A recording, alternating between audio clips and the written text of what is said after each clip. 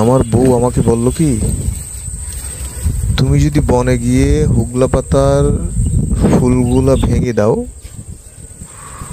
তাহলে তুমি মুনিয়ে পাখির দেখা পাবে। অবাক কাণ্ড, তার কথা সত্যি হইল।